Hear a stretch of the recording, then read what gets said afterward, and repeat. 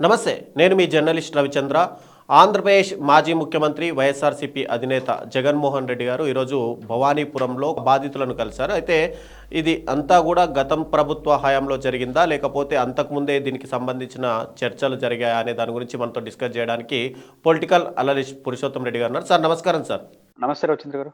Sir, Jaganmohan Reddy గారు భవానీపురంకి వెళ్ళి ఈరోజు కొన్ని కుటుంబాలను అయితే పరామర్శించారు. అయితే 2016లోనే దీన్ని ఒక సొసైటీ కింద చేశారు అంటారు. ఇప్పుడు ఆ భూముల్ని లాక్కోవాల్సిన అవసరం ఏముందండి?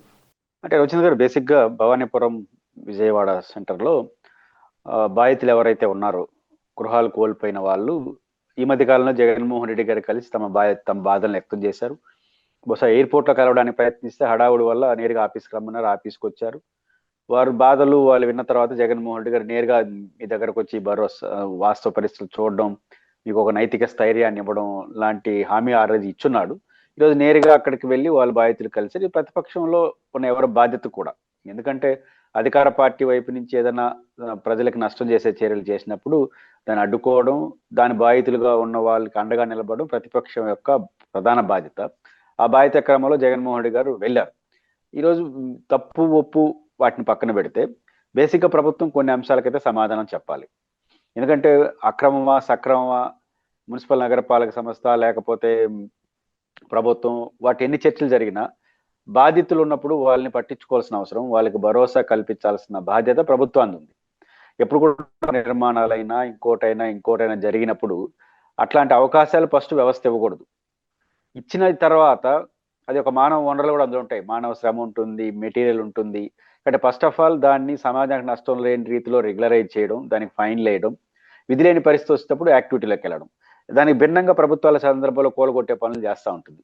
ఈరోజు విజయవాడ నగరంలో ఇది జరిగింది. విజయవాడ నగర ప్రథమ పౌరురాలు, నగరానికి కీలక వ్యక్తి ఉన్న మేయర్ భాగ్యలక్ష్మి గారు జగన్ గారితో పాటు ఉన్నారు. అంటే మేయర్ అభ్యంతరం చెప్తున్నారంటే రాంగ్ కదా.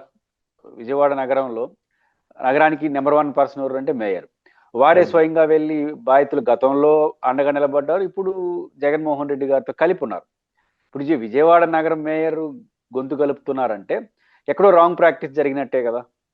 కాబట్టి వీటన్నిటిని దృష్టిలో పెట్టుకుంటే అక్కడ బాధితులకు అన్యాయం జరిగింది.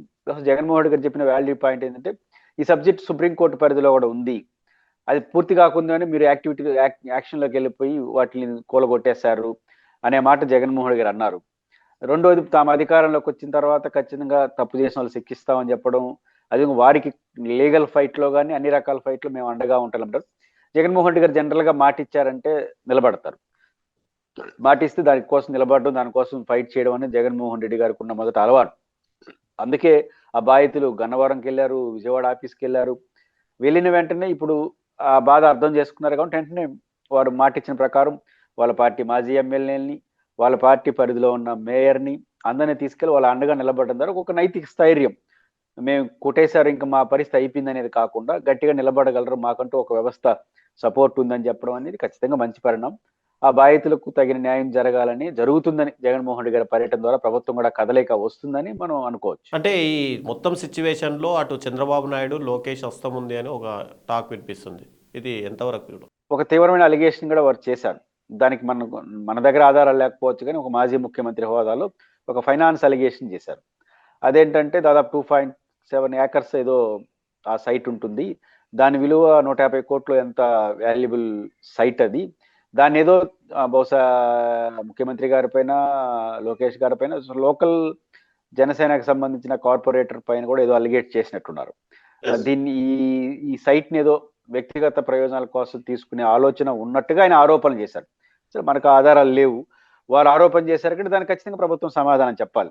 ఒక మాజీ ముఖ్యమంత్రి హోదాలో వాళ్ళు అలిగేషన్ చేశారంటే సంథింగ్ ఈజ్ రాంగ్.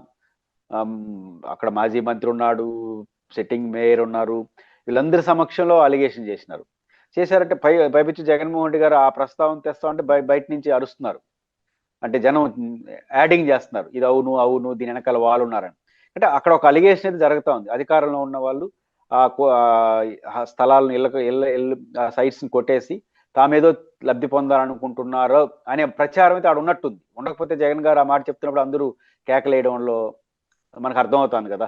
అందువల్లనే బహుశా ఇలాంటి మాల్ ప్రాక్టీస్ ఉందని అనుమానం జగన్ గారికి ఉందంటే విచారణ జరుపుతానన్నాడు అధికారంలోకి వచ్చిన తర్వాత. సిబిఐ ఎంక్వైరీ కూడా వీటిని చూసినప్పుడు చేస్తామని చెప్పారు. కాబట్టి ఫైనాన్స్ అలిగేషన్స్ కూడా దీంట్లో జగన్ గారు చేశారు కాబట్టి ఖచ్చితంగా ప్రభుత్వం రెండింటికి సమాధానం చెప్పాలి. ఫైనాన్స్ అలిగేషన్ కి సమాధానం చెప్పాలి, ద సేమ్ టైం ఏమైనా రాంగ్ ప్రాక్టీస్ జరుగుతుంటే న్యాయం చేయాలి. ఈ రెండు వైపులు జరిగితే ప్రభుత్వానికి మంచిది, ప్రజలకు మంచిది. కానీ జగన్మోహన్ రెడ్డి గారి పర్యటన వల్ల ఎంతో కొంత న్యాయం ఆ బాధితులకు దక్కుతుందనే నమ్మకం అయితే ఏర్పడింది.